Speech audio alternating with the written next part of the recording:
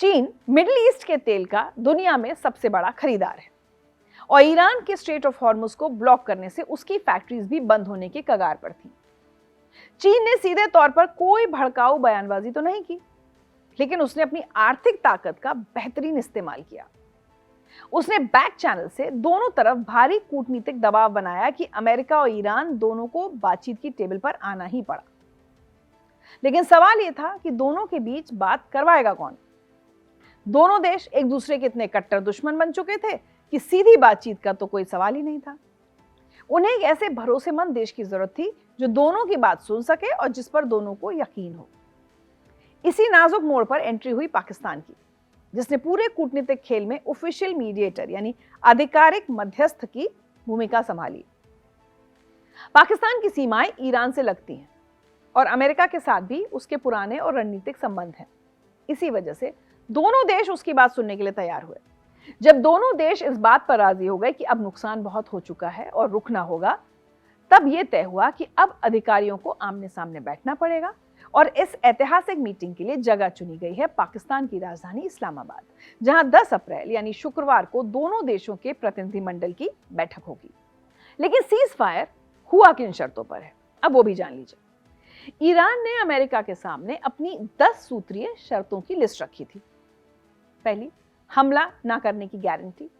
America ये लिखित guarantee दे कि भविष्य में ईरान पर फिर से हमला नहीं किया जाएगा।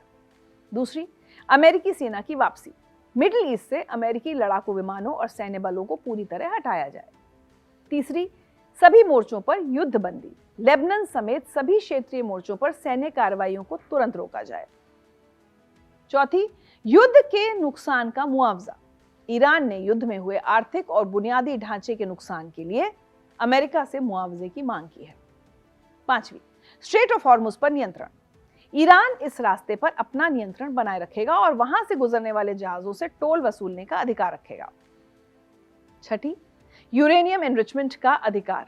ईरान को परमाणु यूरेनियम एनरिचमेंट जारी रखने की इजाजत दी जाए और दुनिया इसे स्वीकार करे ताकि उसके न्यूक्लियर प्रोग्राम पर बार बार सवाल न उठे। सातवीं, सभी प्राथमिक प्रतिबंध हटाना। अमेरिका और दुनिया के बाकी देशों ने ईरान पर जितने भी कड़े आर्थिक प्रतिबंध लगाए हैं, उन्हें बिना किसी देरी के हमेशा के लिए हटाना होगा।